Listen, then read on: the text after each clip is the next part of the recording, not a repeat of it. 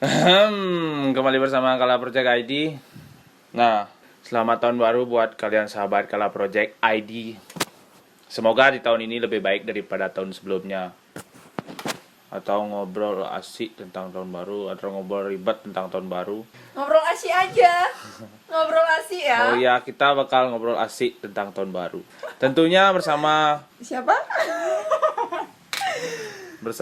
My Princess. My Princess. My Princessnya orang, maksudnya sabar dulu kak. Oke. Jangan seuzon. Masa tahun baru udah seuzon duluan, gimana sih? Maybe. Intinya di konten ini bakal ngomongin tentang tahun baru. Apa sih momen-momen atau berita-berita di sosial media atau yang pertama diposting orang-orang ya seputaran itu, atau dan kita bandingin sama yang tahun lalu. Dan sebelumnya terima kasih yang sudah nonton video ini, yang sudah subscribe, like, jangan lupa komennya. Oke, let's go.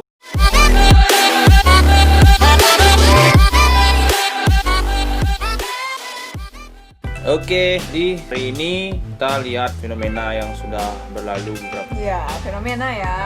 Sepertinya tumben nih cara naruh HP. Cara naruh HP. Apa namanya? Cara megangnya kok tumben. Oh iya, salah. Tumben ya. Jadi gak fokus soalnya di sampingnya My Princess orang soalnya. Jadinya gak fokus. Orang siapa? Orang-orangan. Terus gimana kak? Menurut Kak Sinta kemarin apa caranya nih? Ya kemarin sih kalau aku sih acaranya monoton ya, jadi gitu-gitu aja, nggak ada yang istimewa banget. Jadi kalau aku ngomongin di sini ya takutnya nanti nggak memberikan feedback sama orang yang nonton gitu. Jadi intinya aku cuma mengamati sih tahun baru yang dilewatkan oleh orang-orang walaupun melalui media sosial gitu, Marte. Menurut Kak Sinta tahun baru sekarang dibandingkan tahun baru sebelumnya gimana kak? Ya kalau dibilang berbeda, ya pasti berbeda ya Merte ya. Pasti berbeda. Setiap tahun itu memiliki keunggulannya masing-masing ya dalam hal perayaan tahun baru. Kalau sebelumnya kan tahun baru itu banyak banget yang mungkin melakukannya sama teman-teman kayak gitu. Tapi sekarang sebagian besar sih aku lihat sama keluarga gitu, sebagian besar ya, bukan semua nih, sebagian besar sih aku lihat gitu. Ya sih kak, benar sekali. Apalagi gara-gara ada musibah pandemi seperti saat ini yang sampai sekarang masih terus nggak henti-hentinya atau nggak tahu ujungnya sampai mana. Jadinya kebersamaan sama teman atau sama untuk memeriahkan malam tahun baru kan jadi nggak semeriah tahun lalu. Tapi ada positifnya juga, orang-orang yang dulunya meriah-meriah rame-rame sama orang-orang lain kan jadinya punya me time sama keluarganya. Bener nggak kak? Bener juga sih, apalagi terkait dengan himbauan pemerintah juga ya tentang pembatasan jam keluar sampai pukul 23.00 ya. Jadi seperti itu untuk tahun ini yang membedakan dari tahun sebelumnya. Cuman kalau kita bandingkan mungkin dari segi tingkat kriminalitas ya Merta ya, positifnya itu ya mungkin tingkat kriminalitas biasanya kan tahun baru tuh meningkat tingkat kriminalitasnya ya. Tapi di tahun ini ya bersyukurlah menurun ya. Tidak seperti tahun sebelumnya gitu. Mungkin kayak katanya Merta tadi ada positif dan negatifnya gitu. Ya bener tuh. Kalau tahun lalu pasti udah ada orang keribut, orang maling kayak gitu. Kalau sekarang, kemarin kan aku dapat juga pas pulang dari kota di sana, terus aku lihat aparat banyak yang berkeliaran. Jadinya lebih tertata lah sekarang gara-gara ada musibah. Petugas keamanannya lebih diperkuat ya, maksudnya tingkat keamanannya mungkin lebih diperkuat sekarang ya, karena untuk mengendalikan terjadinya kerumunan massal seperti itu. Karena biasanya kan kalau tahun baru itu adalah tahun perayaan ya, secara umumnya perayaan bagi orang-orang pada umumnya gitu. Karena kan berbagai momen yang dilewatkan, otomatis akhir tahun menjadi puncak dari perayaan dan juga selain puncak perayaan juga harus ada puncak dalam mengevaluasi diri ke depannya gitu, bukan hanya bukannya hanya stagnan untuk perayaan saja, tapi evaluasi juga penting. Mungkin tahun baru juga sebenarnya penting juga untuk menjadi malam tahun baru ya, aku bilang. Jadi penting banget untuk menjadi malam perenungan untuk kita semua terkait target-target yang akan ingin dicapai di tahun berikutnya ya, dan mengevaluasi apa sih target yang di tahun sekarang belum sempat tercapai dan melakukannya di tahun depan agar tercapai target-target yang belum sempat tersampaikan di tahun 2020 kemarin ya, bukan tahun ini. Tahun ini udah tahun baru ya, Martel. Wah bener tuh, harus memupuk harap-harapan yang lebih baru dan harap-harapan yang belum terpenuhi di tahun sebelumnya. Contohnya yang tahun lalu gak bisa nikah, sekarang bisa nikah gitu loh. Kan udah ada tipsnya tuh di video sebelumnya. Coba aja cek aja di sana biar tahu nikahnya kapan gitu. Terus ada yang belum bekerja atau dirumahkan, ya sekarang harus berinovasi ke depannya. Selain bekerja, selain fokus nyari kerja, harus punya kreativitas untuk diri sendiri. Artinya tanpa harus bekerja kita bisa menghasilkan uang. So ekonomi aja kali aku so ekonomi sekali aja. It's okay, no problem ya semuanya. Jadi nggak masalah, ya namanya ekonomi siapapun ya, dari jurusan manapun, yang namanya ekonomi kita nggak bisa lepas dari yang namanya berbicara ekonomi gitu, termasuk juga anak hukum, sekalipun anak hukum atau anak apapun. Jadi ekonomi memang hal yang mutlak yang harus jadi pertimbangan penting. Ngapain ngomong ekonomi? Tahun baru loh. Gara-gara kamu sih. Ya benar-benar ekonomi itu penting buat hidup, karena hidup tuh butuh uang. Munafik sekali mulutku. Yang penting bukan ngomongin neraca ya, neraca dalam ekonomi. Oke siap. Ya. Nah,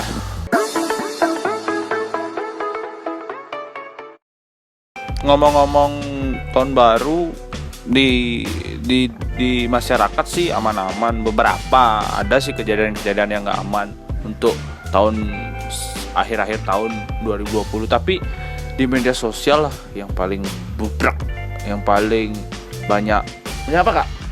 Banyak. Ya kalau di media sosial tuh banyak banyak isu-isu gembleng-gembleng lah pokoknya. Ya banyak isu, banyak juga sih gini ya, mertaya dinamika orang-orang dalam melewati setiap momen tahun baru bersama keluarga. Itu sih yang tak lihat gitu. Bener, tapi kalau yang udah yang negatif, nah itu jangan dilihat.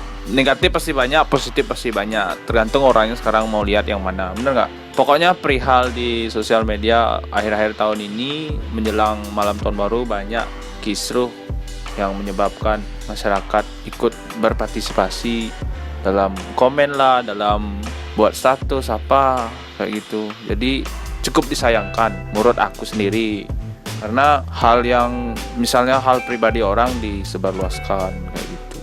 Kisruh dalam hal apa, Merto? Banyak kan yang akhir-akhir tahun kisruh tentang video 19 detik. Oh, yang itu.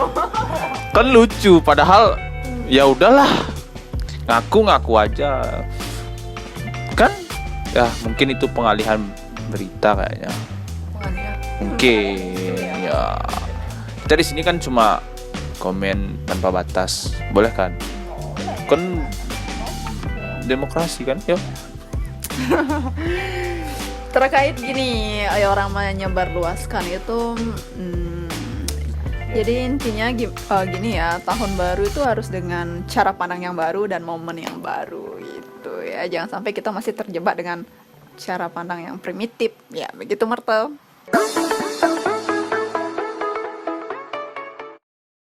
Ya sih benar Kak.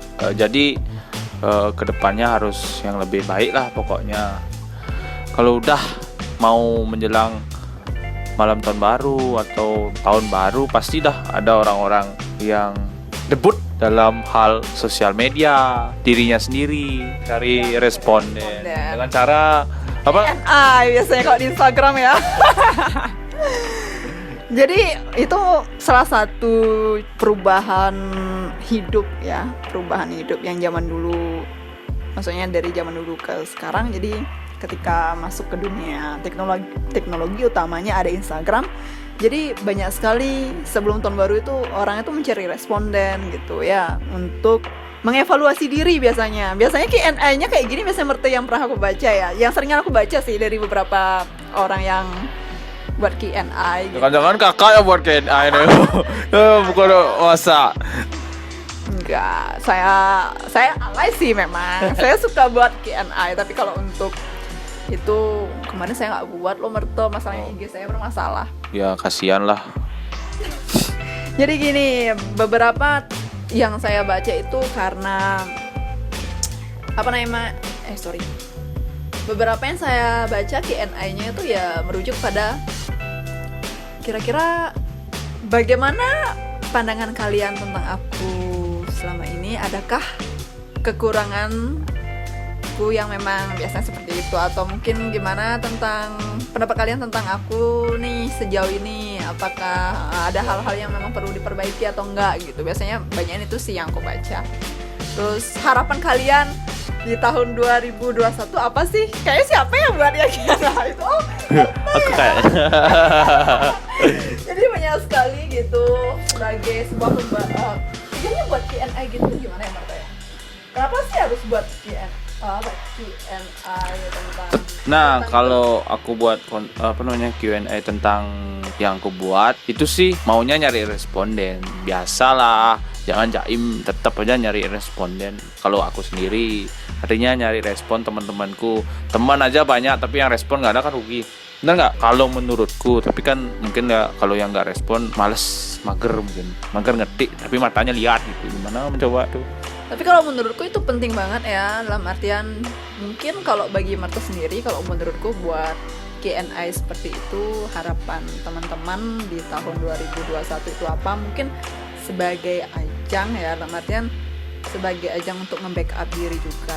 Apakah ya menarik untuk mendapatkan responden dan juga untuk mengetahui lah cara pandang orang terkait tentang apa sih harapan mereka gitu, untuk menjadi pacuan kita juga, atau mungkin untuk menjadi referensi kita juga ya terkait harapan-harapan lainnya yang memang perlu disiapkan ke depannya. Apalagi di saat musibah kayak gini kan sosial media sangat berperan. Kalau secara langsung kan ada pemberitahuan atau himbauan social distancing, jadinya kan nggak belak-belakan kayak itu ngomong, jadinya via sosial media semuanya kok kayak gitu. Jadi gitu Kak, kalau menurutku tentang Q&A, sosial media, pentingnya sosial media, apalagi musim kayak gini, semua orang aku yakin tuh pasti mantengin sosial media.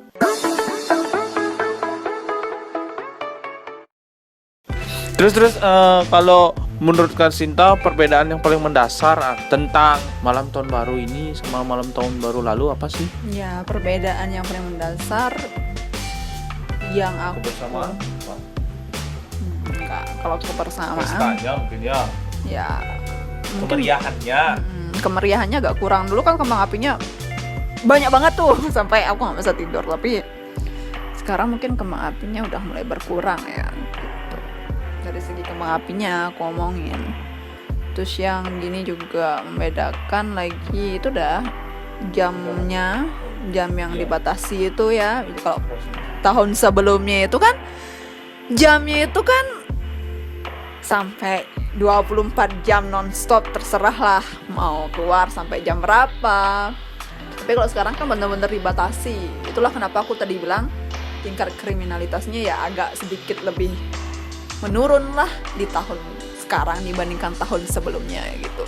Biasanya tahun sebelumnya kan sampai ada orang yang pesta miras dan sampai terjadinya cekcok juga kan akibat dari pesta miras atau permasalahan lainnya. Tapi kalau di tahun sekarang ya bersyukurlah, maksudnya tingkat kriminalitas menurun lah, atau dampak. Benar sekali tuh Kak, yang Kak omongin tentang perbedaan tahun sebelumnya sama sekarang sangat terasa. Kalau menurut aku sendiri sangat lebih tertib. Nah, apa sih yang Kak inginin di tahun 2021 ini buat kita semua? Harapanku di tahun baru ini untuk kita semua. Semoga kita semua bisa menjadi pribadi yang lebih baik lagi, semakin meningkatkan kualitas diri lagi, termasuk kualifikasi kita dalam hal pekerjaan, pendidikan, termasuk menjalani kehidupan masing-masing. Itu aja sih, Mak. Mantap. Nah, itu tadi harapan buat kita semua.